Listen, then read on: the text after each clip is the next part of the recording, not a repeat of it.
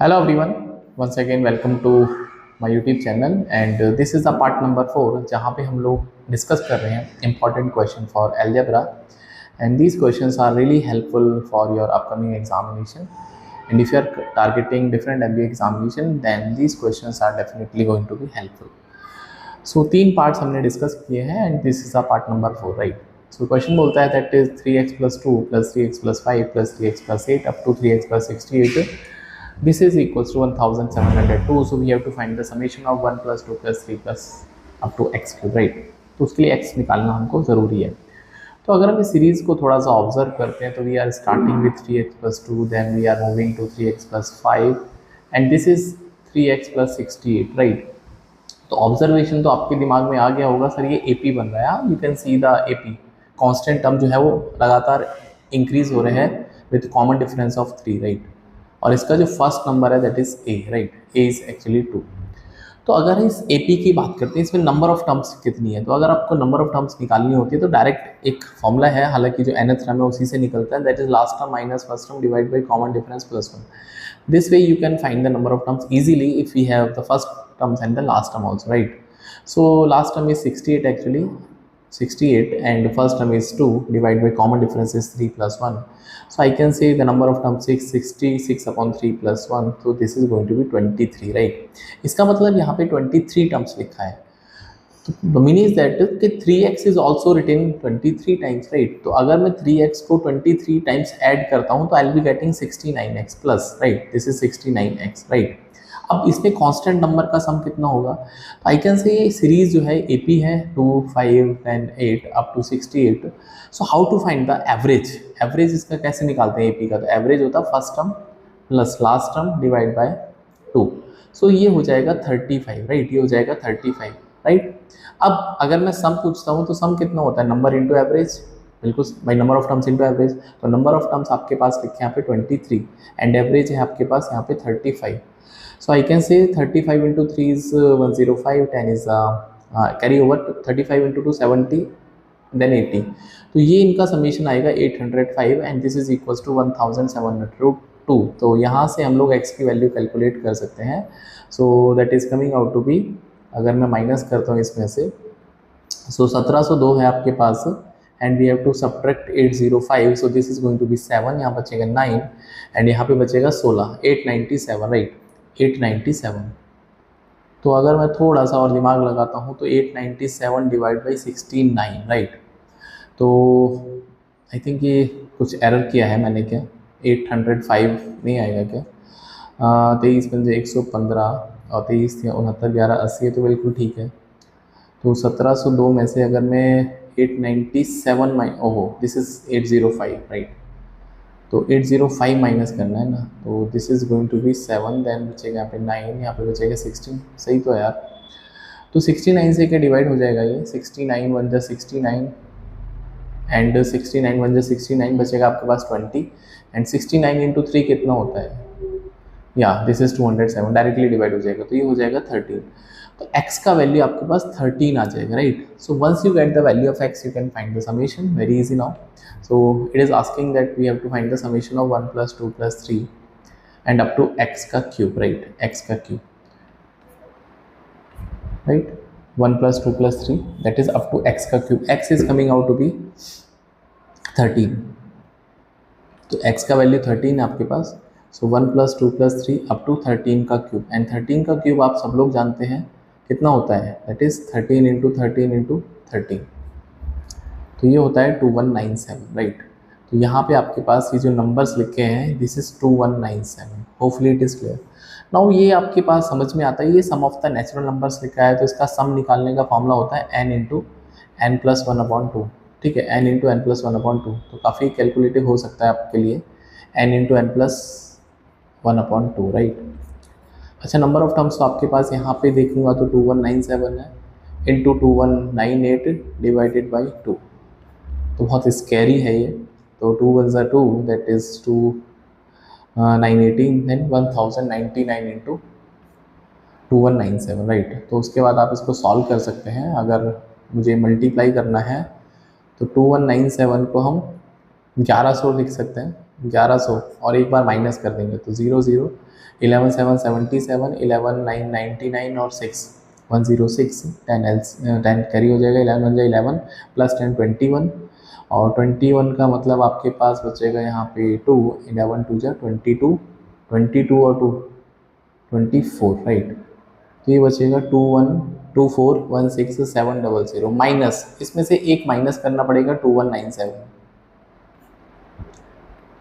तो अगर मैं 2197 माइनस करूँगा तो ये बचेगा 03 यहाँ पर, ये बचेगा आपके पास 66 में से ये 45 बचेगा और ये बचेगा 24। तो काफ़ी स्कैरी सा आंसर इसका आ रहा है, बट अगर ये कैलकुलेशन ठीक है तो इसका राइट आंसर ये बनेगा। बाकी कैलकुलेशन अगर एरर हो तो आप एक बार देख लेना। Moving to the next question. So we have the next question. ये भी काफ़ी इंटरेस्टिंग क्वेश्चन है। बोलता है that x minus a multiplied by x minus 12 plus 2 equals to 0, that x is a integer and find the number of possible integer values of a, right। तो इसका मतलब both a and x are integer, ये दोनों integer होने चाहिए। उसने ये नहीं बोला पॉजिटिव, तो it can B positive negative both way. तो अगर मैं थोड़ा सा और इसमें दिमाग लगाता हूँ तो इस 2 को मैं राइट हैंड साइड में शिफ्ट कर देता हूँ, तो दैट इज -2। अब -2 नंबर लिखना, भाई a इंटू बी का प्रोडक्ट है -2, तो क्या क्या पॉसिबिलिटी यहाँ पे आपके पास हो सकती है, because both have to be integers, right.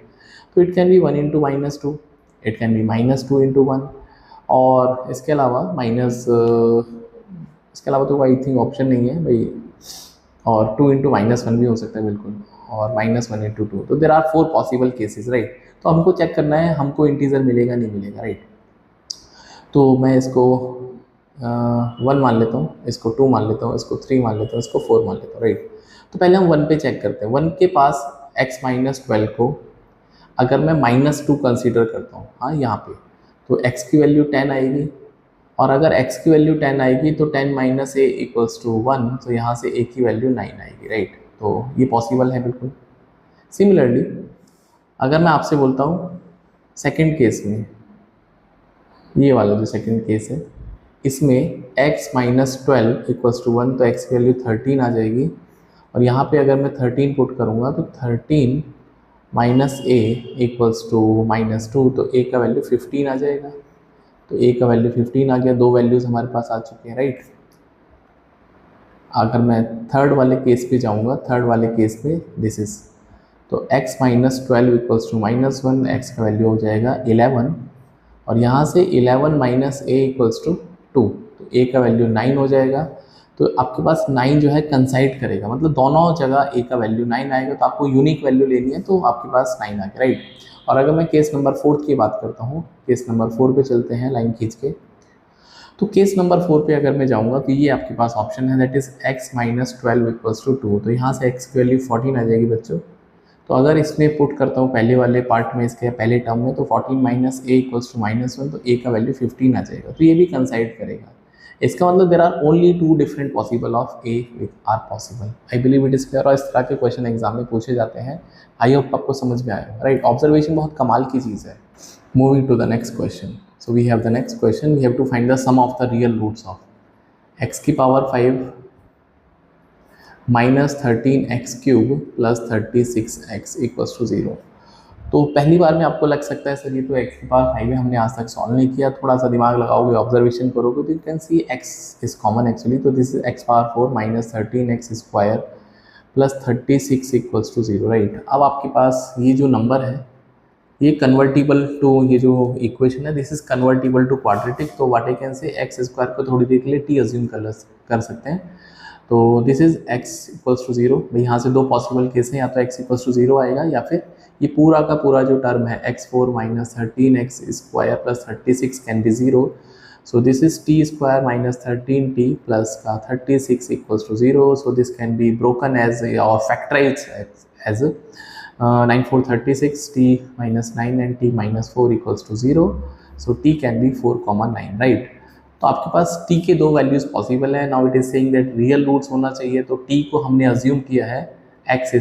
So x² equals to 4, so x can be plus minus 2, and similarly x² can be 9, so x can be plus minus 3, right.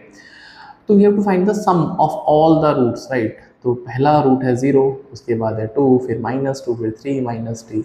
इनका सम करेंगे तो डेफिनेटली आपको समझ में आया होगा 0 आएगा, because all are cancelling each other. तो answer of this question is 0। I believe it is clear. Moving to the next question. काफ़ी अच्छे अच्छे क्वेश्चन हैं यार, ये बहुत प्यारा क्वेश्चन है। बोलता है the graph of the equation x minus y equals to 2, right, and kx plus y equals to 3। तो यहाँ से x कॉमन लेंगे तो 1 प्लस के इक्वल्स टू 5। तो x का वैल्यू आ जाएगा 5/1 plus k, and once you get the value of x you can find y also. y equals to x minus 2, so 5/1 plus k minus 2, so this is going to be 5 minus 2 minus 2k upon 1 plus k, so y can be written as 3 minus 2k upon 1 plus k, right। ये आपके पास x y का different values आ चुका है। अब question हमसे ये बोलता है that where k is any constant intersect at point x, y, ये इंटरसेक्टिंग पॉइंट्स है, राइट। तो फर्स्ट क्वाड्रेंट में इंटरसेक्ट होना चाहिए कब? तो फर्स्ट क्वाड्रेंट की अगर मैं बात करता हूँ तो both x and y should be greater than 0, positive होना चाहिए, राइट। अच्छा, ये तो ऑलरेडी पॉजिटिव है, तो इसका मतलब इसको पॉजिटिव होना पड़ेगा। तो आई कैन से x को पॉजिटिव होने के लिए नीचे वाला जो डिनोमिनेटर है पॉजिटिव होगा।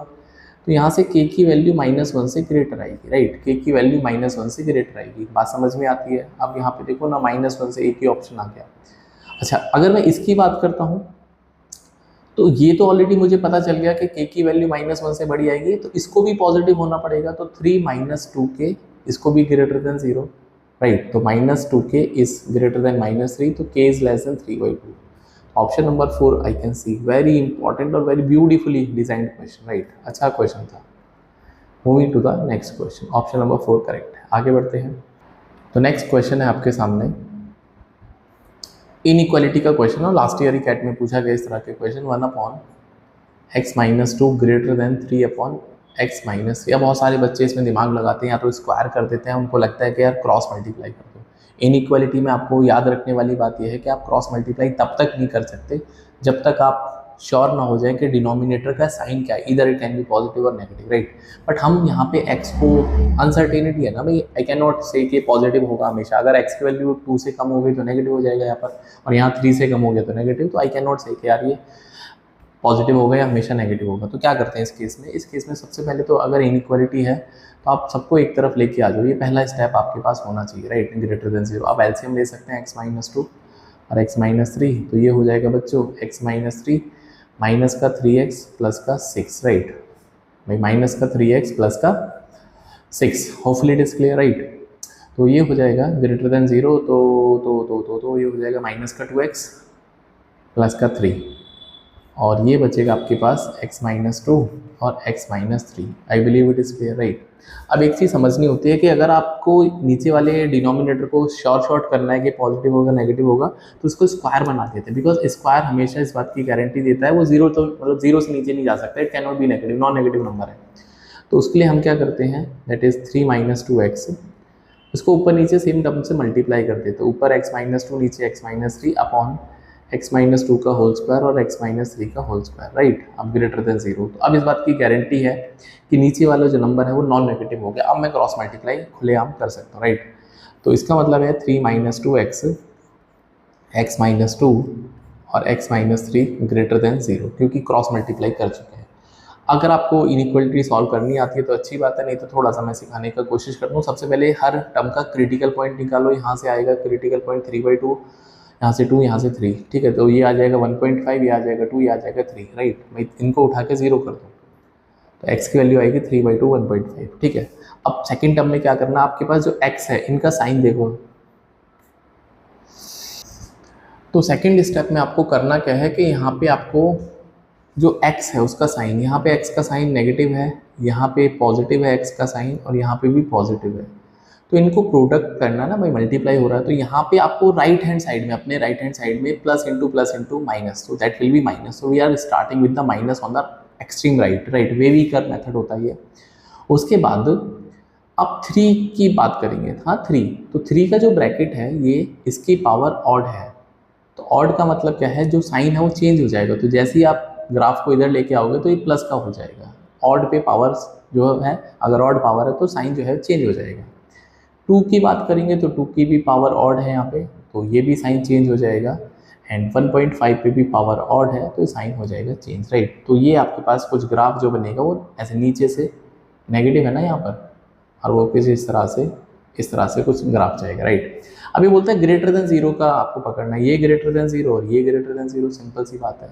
तो माइनस इन्फिनिटी टू 3/2 और यूनियन 2 से लेके 3। अब एक बात का ध्यान रखना है कि नीचे जीरो नहीं होना चाहिए, मतलब x कैन नॉट बी 2। आप x को 2 इंक्लूड नहीं कर सकते, बिकॉज अगर x 2 हो गया तो ये जो आई कैन से डिनोमिनेटर में जीरो आने का मतलब फंक्शन अनडिफाइंड हो जाएगा। Similarly x can not be 3। तो ये दोनों बातें आपको पता होना चाहिए, डिनोमिनेटर की वैल्यूज़ को इंक्लूड नहीं करना होता। हाँ, it can not be 3, it can not be 2, right. इसका मतलब क्या है कि अगर आंसर में ये आ रहा है तो मुझे एलिमिनेट या फिर उसको साइड करना पड़ेगा। तो माइनस इन्फिनिटी टू 3/2, तो 2 तो मेरा यहाँ पे इंक्लूड नहीं हो रहा है, यहाँ तक तो कोई दिक्कत नहीं है। लेकिन 2 और 3 मुझे इंक्लूड नहीं करने, तो इसलिए मैंने यहाँ पे ओपन ब्रैकेट का यूज़ किया। ओपन ब्रैकेट बोले तो आपको 2 और 3 को एक्सक्लूड करना है। तो this is going to be the answer of the question. Very beautiful question, right. Moving to the next question. Inequality के क्वेश्चन डेफिनेटली एग्जाम में पूछे जाते हैं। ये भी बहुत प्यारा क्वेश्चन है। बोलता है हाउ मेनी डिस्टिंक्ट 4 ट्यूपलेट्स, 4 नंबर्स हैं, that is p times log 2 plus q times log 3 plus r times log 5 and s times of log 7 and ये बोलता है 2149, राइट। तो थोड़ा सा log के बारे में अगर आपको जानकारी है तो इनको सर पे बिठा देते हैं इसके। तो ये हो जाएगा log 2 की पावर p इंटू प्लस का मतलब log a plus log b। log a plus log b की आइडेंटिटी होती है log a b, base same रहता है a b, राइट। अच्छा, अगर मैं इसकी बात करता हूँ log 2 की पावर p, log 3 की पावर q, log 5 की पावर r इंटू log 7 की पावर s, राइट। अच्छा, ये हो गया। अब 2149 पे बात करनी है, तो अगर मैं थोड़ा सा इसमें दिमाग लगाता हूँ, थोड़ा सा दिमाग लगाएंगे तो 2149 के फैक्टर कर लेते हैं पहले। हाँ, तो अगर मैं 2149 के फैक्टर करना जानता हूँ तो क्या क्या पॉसिबल केस है, राइट। तो इसको अगर मैं फैक्टराइजेशन करता हूँ या इसके प्राइम फैक्टर करता हूँ तो दैट इज़ 3 7 जा या 7 3 जा और 307 इंटू 7, एक पॉसिबल केस ये है। ओके, इसके अलावा अगर मैं लॉग की बात करता हूँ, इसका बेस बेसिकली 10 होता है, राइट। तो ये 2149 है। तो अगर मैं इस लॉग को रिमूव करूँगा तो अच्छा, एक मिनट यार, ये मैंने गड़बड़ ये लिख दिया। तो यहाँ पे एक ही बार लॉग आता है, यहाँ पे एक ही बार लॉग आता है, बार बार नहीं आएगा ना। log a प्लस बी का मतलब वैल्यू हो जाएगी log 10। ओके ओके, तो ये हो जाएगा 2 का पावर p इंटू 3 का पावर q इंटू 5 का power r into that is 7 का पावर s, राइट। ये हो जाएगा। तो अगर मैं इस log को रिमूव करूँगा तो ये जो 10 है इसके बेस में चला जाएगा। तो दिस इज 2 की पावर p इंटू 3 की पावर q इंटू 5 की पावर r इंटू 7 का पावर s, राइट। ये हो जाएगा 10 की power 2149। I believe it is clear. अब 10 को आप प्राइम फैक्टर करोगे तो 5 की पावर 5 इंटू 2 होता है, तो 5 की पावर 2149 और 2 की power 2149। I believe it is clear. Please class 6 7 पे सिखाते हैं आपको। a की power m plus n, right. तो ये होता है a की पावर m इंटू a की पावर n। और आप ये भी सोच सकते हैं a b की पावर अगर m है तो a की पावर m इंटू b की पावर n। ये तो कुछ आई कैन से एक्सपोनेंट्स के रूल्स हैं। तो यहाँ से आपको ये पता चलेगा 5 की पावर 2149 मतलब r की वैल्यू हो जाएगी 2149 और 2 की पावर, तो भैया p, ये 2 की पावर p, तो p की पावर भी हो जाएगा दैट इज़ 2149। 3 की पावर कुछ भी नहीं है राइट हैंड साइड में, तो मैं इसको ऐसा लिख सकता हूँ यहाँ पर 3 की पावर 0, तो यहाँ से q का वैल्यू 0 हो जाएगा एंड बचा है s, तो s का वैल्यू भी 0 हो जाएगा, राइट। क्योंकि आप इसको राइट हैंड साइड में एक और नंबर मल्टीप्लाई कर सकते हो यहाँ पर, दैट इज 7 का पावर 0, राइट। तो there is only one possible case, right. तो there is only one definite possible case, that is option number 2 इसका राइट आंसर है। बोलते हैं कितने पॉसिबल सोल्यूशन, इसके अलावा कोई पॉसिबल सोल्यूशन है नहीं। तो वेरी ब्यूटीफुल क्वेश्चन, राइट। चलिए एक और क्वेश्चन सॉल्व करते हैं। काफ़ी अच्छे मज़ेदार क्वेश्चन हैं यार, इनको सॉल्व करना सीखा करो, ठीक है। ये थोड़ा लेंथी क्वेश्चन है। ये बोलता है 2a plus 3b plus 6c equals to 66 और ABC पॉजिटिव रियल नंबर है। तो अगर आपके पास ABC पॉजिटिव रियल नंबर है तो AM is always greater than equals to GM। AM GM inequality होती है तो उसको यूज़ करना पड़ेगा। अब यहाँ पे A की पावर तो 6 है, B की पावर तो 2 है और C की पावर तो 3 है, राइट। और आपके पास समेशन में ए इज ओनली 2 टाइम्स, राइट। अब क्या करेंगे 6 पावर बनाने के लिए, तो 6 पावर बनाने हैं 2a से, मतलब a प्लस ए से 6 पावर बनाने हैं। तो कैसे बना सकते हैं, अगर मैं a/3 plus a/3 plus a/3 इसको लिख सकते हैं, और इसको भी मैं a/3 plus a/3 plus a/3, मतलब सम करने पर तो 2a आना चाहिए और प्रोडक्ट करने पर पावर 6 आनी चाहिए। तो अगर मैं इनका प्रोडक्ट करता हूँ तो ये पावर 6 आएगा नहीं आएगा, मतलब a की पावर 6 और 3 की पावर 6। Very good, right. आपको यही सोचना है। तो मैं इसको लिख सकता हूँ, दैट इज a को, सिमिलरली b की पावर 3 है, b की पावर करना है 2, तो 3b को 2 में, मतलब ये तो इसको मैं लिखूंगा 3b/2 और 3b/2, ठीक है। आप इसको ऐड कर लीजिए, आधा आधा कर दिया ना, स्क्वायर बन जाएगा यहाँ पर, राइट। और c की पावर 3 है तो इसको 6c है ना, तो इसको पावर 3 करना है तो 2c और 2c। आप क्यूब करने के इनका मल्टीप्लीकाई करने पर पावर 3 करना है। ये आपके पास पहला रूल है कि आपको थोड़ा स्प्लिट करना आना चाहिए, राइट। तो अब मैं बात करता हूँ, that is 2a plus 3b plus 6c, ये 66 है। तो am is greater than equals to 0। am का मतलब होता है अर्थमेटिक मीन। तो अगर मैं इन नंबर्स का अर्थमेटिक मीन लेता हूँ, that is a/3 plus a/3 plus a/3 plus a/3 plus a/3 plus a/3, ये 6 टर्म तो यहाँ पे हो गई। इस पे आपके पास ये टर्म आ रहा था 3b/2 और 3b/2, b का स्क्वायर करना, और c के पास आ रहा था 2c plus 2c plus 2c। तो अल्टीमेटली इनको तो ऐड करके वही आ जाएगा, लेकिन नंबर ऑफ टर्म्स आपके पास बढ़ जाएंगे। कितनी हो जाएंगी, 6 और 2 8, 3 11, तो 11 टर्म्स हो जाएंगे। बहुत प्यारा क्वेश्चन है। ग्रेटर देन इक्वल्स टू, अब जीएम का मतलब होता है जो भी नंबर ऑफ टर्म्स है उतने टाइम्स की आपका रूट लेना होता है, राइट। तो राइट हैंड साइड को अगर मैं थोड़ा सा और अच्छे से लिख पाता हूँ, तो दिस इज a/3 का पावर 6 इंटू ये हो जाएगा 9b² into that is 8c³ right. और ये कितने टाइम्स इसका रूट होगा, that is how many terms do we have, right. अगर मैं ABC को मल्टीप्लाई करता हूँ तो हमारे पास 3 टर्म है यहाँ पर, लेकिन यहाँ पे कितने टर्म्स है, 6 और 2 8 और 3 11 टर्म है। यहाँ पे 11 टर्म्स है, आई believe it is clear, right. कितने टर्म्स है आपके पास, 11 टर्म्स है, राइट। आपके पास 11 टर्म है, ठीक है।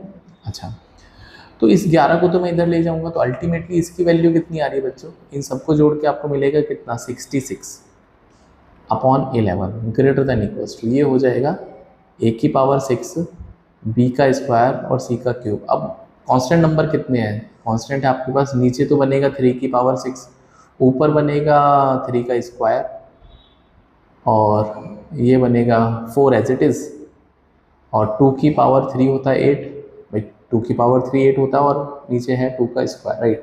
और इसका आपको 11th रूट लेना पड़ेगा, तो ये हो जाएगा 6 और इसका 11th रूट लेना पड़ेगा, तो 6 is greater than equals to, right. तो 11th रूट का मतलब यहाँ पे 11th रूट करेंगे तो ये हो जाएगा बच्चों a की पावर 6 और b का स्क्वायर और c का क्यूब। और इसको मैं अगर मैं सॉल्व करता हूँ, ऊपर 3 का स्क्वायर है, नीचे पावर 4 है, तो 3 की पावर 4 और ये हो जाएगा इंटू 2 ऊपर की तरफ, राइट। तो दोनों तरफ हम पावर 6 कर देते हैं, ये हो जाएगा, सॉरी पावर 11, तो 6 की power 11 is greater than equals to a की पावर 6 इंटू b का स्क्वायर इंटू c का क्यूब अपॉन 3 की power 4 into 2। I hope it is clear, right. बहुत अच्छा क्वेश्चन था और थोड़ा सा आपको ट्रिकी लग सकता है ये, but try to understand it. और इस तरह की वीडियो मैंने पहले भी अपलोड करे हैं, उसको देख लेना अगर आपको इसका बेसिक चाहिए तो, ठीक है। तो a की पावर 6 इंटू बी का स्क्वायर इंटू सी का क्यूब। अब ये बोलता है हमसे 3 को मैं इधर मल्टीप्लाई कर दूंगा, 2 से डिवाइड कर दूंगा, और ये हो जाएगा 6 की पावर इंटू 3 की पावर 4 डिवाइड बाई 2 की पावर 1, राइट। और ये लेस देन इक्वल्स टू, तो इसकी मैक्सिमम वैल्यू तब होगी जब ये इक्वल हो जाएगा। तो a की पावर 6 b का स्क्वायर और c का क्यूब इक्वल्स टू कितना हो सकता है, तो ये हो सकता है 2 की पावर 11 इंटू 3 की पावर 11 इंटू 3 की पावर 4 अपॉन 2 की पावर 1, तो डिवाइड होकर हो जाएगा 2 की पावर 10 इंटू 3 की पावर 15। तो this is the maximum value of the given product. बहुत ही अच्छा क्वेश्चन था, राइट। आगे बढ़ते हैं, एक और सवाल।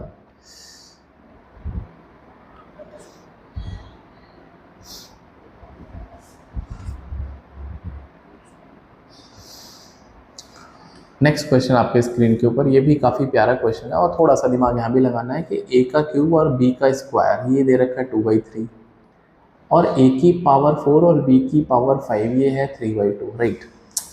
और आपको a प्लस बी निकालना है। ये भी बहुत इंटरेस्टिंग सा क्वेश्चन है, दिमाग में अगर थोड़ी सी घंटी बच जाएगी तो मैं इनको मल्टीप्लाई कर देता हूँ, क्यों, क्योंकि रेसिप्रोकल हो रहे हैं। तो ये हो जाएगा, इधर तो 1 हो जाएगा और ये हो जाएगा a की पावर 7 इंटू बी की पावर 7। तो यहाँ से एक ऑब्जर्वेशन निकल के आएगी, ए बी इज 1 की पावर 1/7, जो कि 1 ही रहने वाला, मतलब product of the two number is 1। Very beautiful, right.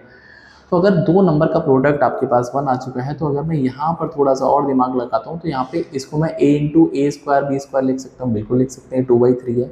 तो a स्क्वायर बी स्क्वायर करने पर भी ये आपको मिलेगा 1। तो यहाँ से a इंटू 1 इक्वल्स टू 2/3, तो a की वैल्यू आ जाएगी बच्चों 2/3। और जैसे a आ जाएगा फिर यहाँ से मैं इसको लिख सकता हूँ a की पावर 4 इंटू बी की power 4 into b equals to 3/2। तो यहाँ से b की वैल्यू आपको वही मिलेगी, क्योंकि ये तो 1 हो जाएगा, ठीक है, ये तो फिर से 1 हो जाएगा। बहुत प्यारा क्वेश्चन था। तो b की वैल्यू भी आ जाएगी 3/2। तो once you have the a, once you have the b, you can find definitely a plus b। तो कितना हो जाएगा 2/3 प्लस 3/2। तो ये हो जाएगा 4 और 9 13/6। बहुत प्यारा क्वेश्चन था और इसका राइट आंसर है। अच्छा क्वेश्चन था, राइट। एक और लास्ट क्वेश्चन करते हैं इस वीडियो का। तो आज की वीडियो में दोस्तों इतना ही। एंड इस वीडियो को हम डेफिनेटली जो वीडियो सीरीज़ है इसको कंटिन्यू करता रहूँगा, और जो प्लेलिस्ट है उसको फॉलो करो, उसमें ही अपडेट होता रहेगा। और वीडियो अच्छी लगती है तो उसको लाइक करा करो, और पूरा का पूरा जो वीडियो है शेयर करा करो अपने दोस्तों के बीच में। So see in the next video, till then you can subscribe Quant Prep 99। Bye, take care.